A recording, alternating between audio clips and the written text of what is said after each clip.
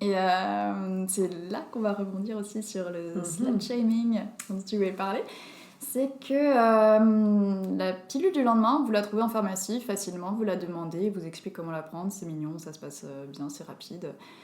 Et en fait, il y a quand même 2-3 femmes qui, à chaque fois, m'ont fait des petites remarques désobligeantes quand j'en ai demandé une. Et c'était toujours des femmes. À chaque fois, c'était des hommes, ça s'est très bien passé. Ils étaient ultra compréhensifs, très, très, très doux, en fait, dans leur façon d'expliquer le fonctionnement.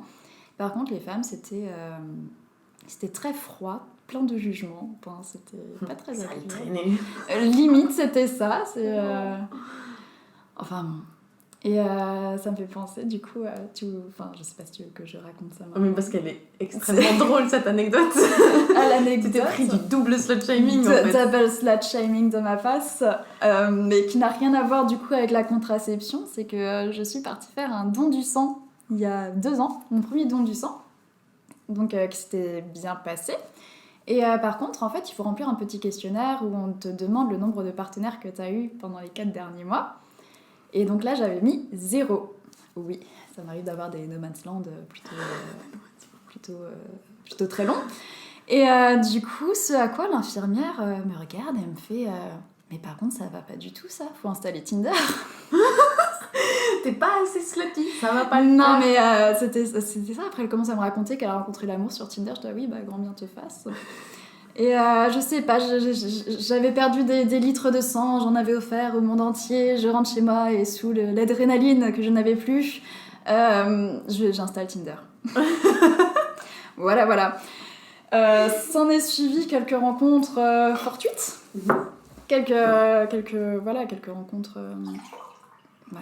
quelques rencontres d'un soir, quoi. On va pas étaler longtemps le sujet. Mais bref, quelques mois plus tard, je retourne faire un don du sang.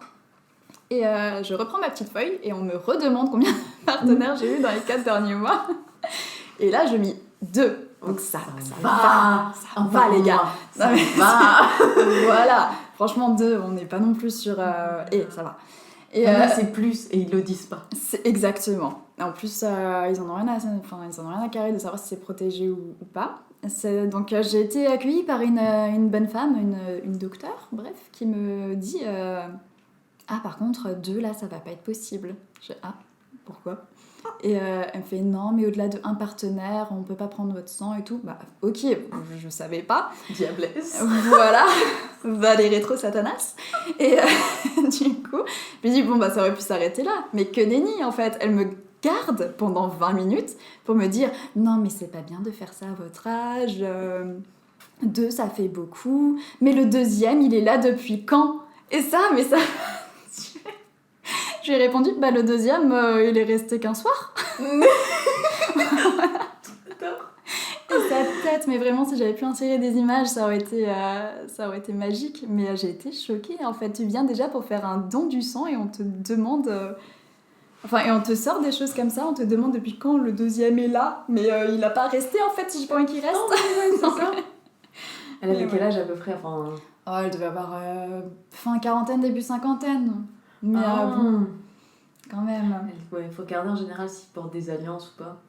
Mais tu sais, elle avait la petite chaîne autour des lunettes. Je pense que ça, c'est un red flag. Oh, de droite. Un red flag de droite. La petite chaînette des lunettes. Pas gaffe. Ouais. Mais ouais. Et du coup, bah maintenant, j'ai plus envie de donner mon sang. Quand il m'envoie un petit SMS, je suis là, chais.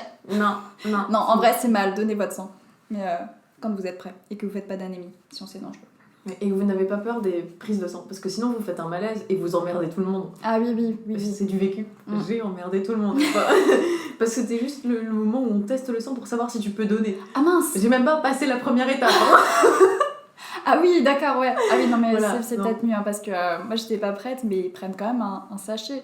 Je pensais que c'était comme une prise de sang, ils te prennent 2-3 tubes. Non. Mais non. Et puis j'ai déjà une tension très basse à la base. Ah oui, bah non. Donc si on me vide de mon sang, après le reste de la journée, je fais plus rien. Même le reste de la semaine, je fais plus rien. Non, c'est pas leur petite tarte à la myrtille à la fin qui va te sauver, non. Non, et surtout pas, et du vrai sucre, quoi, n'importe quoi. C'est pas ça qui va te redonner de l'énergie. Ouais.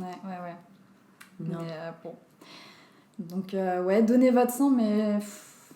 Mais ne faites pas d'enfants. Si, faites ce que vous voulez. Faites ce que vous voulez, mais sachez juste que si vous avez eu 2 partenaires au cours des 4 derniers mois, ça marche pas. Voilà, Selon les infirmières. exactement. Sur cette note pas très positive, on vous fait des bisous. Oui, des bisous. Et merci d'avoir écouté cet épisode de Métapétas. Au revoir. Ciao, ciao. C'est la fin de cet épisode. Merci d'avoir écouté jusque-là.